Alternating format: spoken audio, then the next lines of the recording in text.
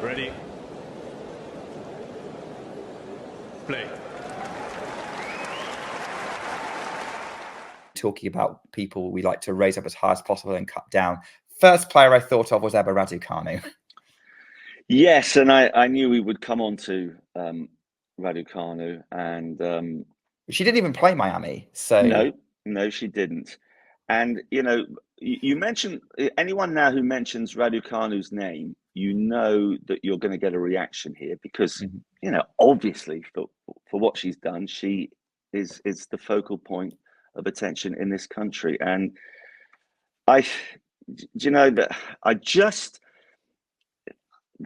thing that kind of gets me a little bit, we know about the number of coaches that have come and gone, the injury problems, all the rest of it.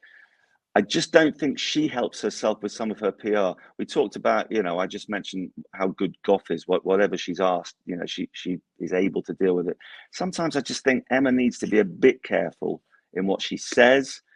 And equally, I think whatever she does say, people will take it out of context and are going to hammer her.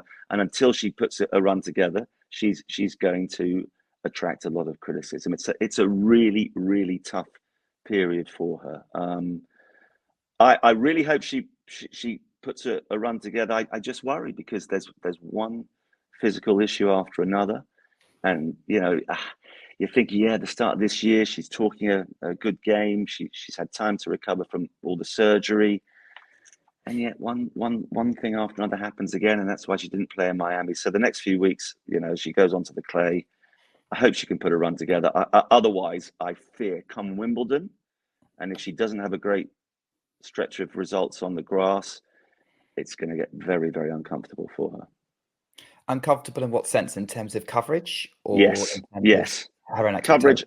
I just think we said we put people up there, we'll chop them down, and I think that there are a lot of people who really don't like to see other people succeed, and so that what Raducanu did was unbelievable, and she's also enjoyed the benefits of success. But all the contracts, I don't blame her for that.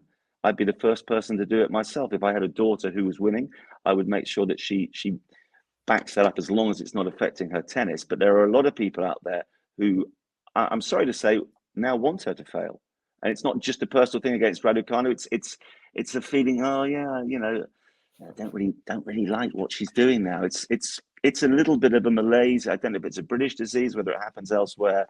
But I hope she can get her head down. I hope she can play Fed Cup as well, by the way, and garner some good feelings both for herself and for her teammates in that regard. I think that's really important to actually try and represent your country whenever you can. Doesn't always happen. So huge few months coming up for her, and I really hope that physically she's in great shape. We know what a good player she is. I was wondering actually whether this latest injury pullout was to do with actually trying to keep herself preserved to do Billie Jean King Cup, because she kind of needs to do it so she can play Olympics later on if you can get qualified. Slap on the wrist for me. It's not the Fed Cup, of course. It's the Billie Jean King Cup. I make that mistake all the time. I know. It's a heck of a mouthful, Billie Jean. Yeah. Anyway, look, and the other thing that some people have said to me in the past, she's a bit selfish. She's only doing what she wants to do. Like recently, she was quoted as saying, playing Billie Jean King Cup would be good for me because it's on clay. It's where I'm then going to go and compete on the tour. When you're a tennis player, you've got to be selfish to a degree. It's all about you at the end of the day, and you've got your team behind you, but you've got to make those difficult decisions. That again, we were talking about wanting players to turn up for every event. If it's not right for you, then you've got to make that decision. But going back to the PR side of things, if she could play Billie Jean King Cup and the team can have some success, I think that would do her the power of good. And I hope that those around her sort of see that to a degree, because you do wonder, exactly who's pulling the strings, who's making the decisions, what is going on behind the scenes in the Raducanu camp. And her making decisions that are best for her she's no different to any other tennis player. Every tennis player does it. Some of them maybe not as open about it, but they do it. Yeah. I think it's interesting that we're getting like we're talking about Raducanu, and we're starting to get some people in the live chat for the live broadcast of this kind of coming in and making some comments. And, I think it is to a certain degree, maybe there's some frustration from people who are maybe fans of other players, or got frustrated with the coverage Raducanu received, where she was lauded as the new star of tennis, like she is going to be now at the top of the game forever. If she's like straight out the gate, this is how it's going to be. And so the expectation and the hype that got set. In many ways, maybe she was almost set up to fail in some ways. Although I think some of the things that have happened with the injuries didn't help. I do think Torben Beltz was also the wrong coach for her. But that's just me spouting an opinion. And I think what you have to remember is nobody expected this to happen. Do you know, I thought, I'll say it, and I know him, and so I don't want to let my personal feelings come into it, but I felt the biggest mistake they made was immediately after the US Open. To remove Andrew Richardson in the manner they did was just plain wrong. And I think I'm right in saying he was on a very, very limited contract at the time. He received no bonus, and it's not all about financial gain, but he received no bonus for guiding her to the US Open title. And I think that's really poor. And it made no sense at the time. And I understand that the theory in the Raducanu team is that, we take the best out of one coach and then we move on to another and all the rest of it.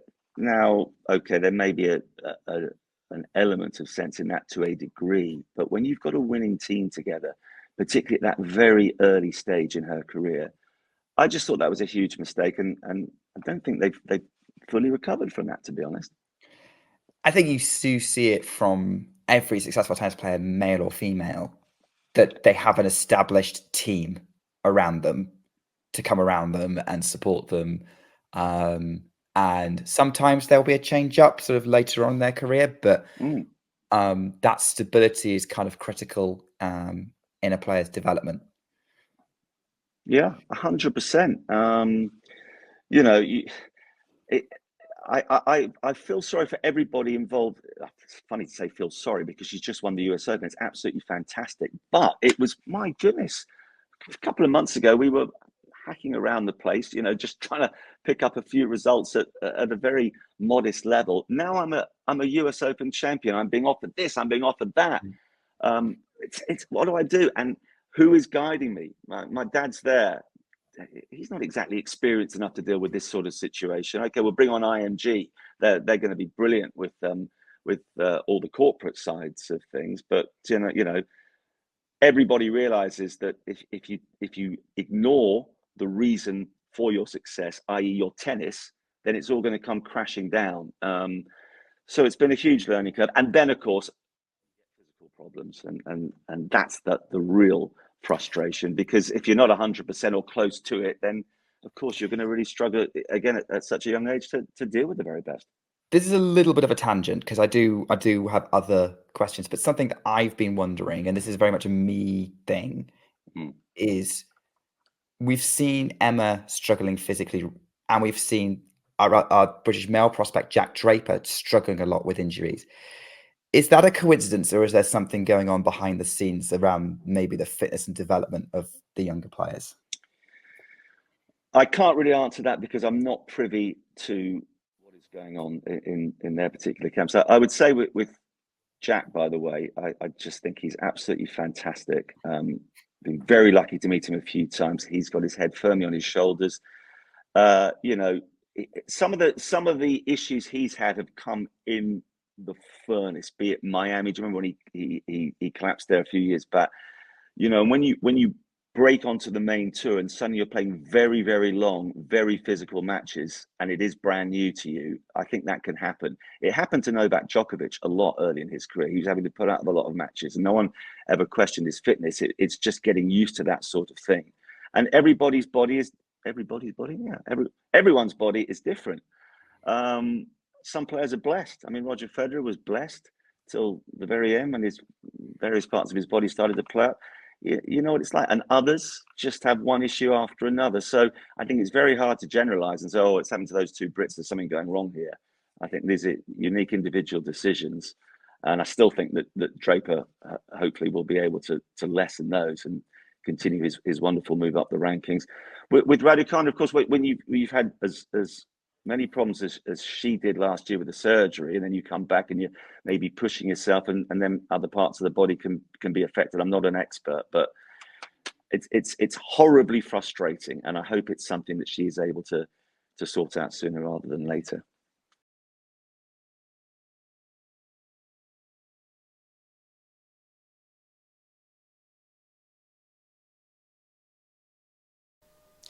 If you enjoyed this video, make sure you hit that like button. Don't forget to subscribe and click that notification bell so you don't miss out on all things tennis.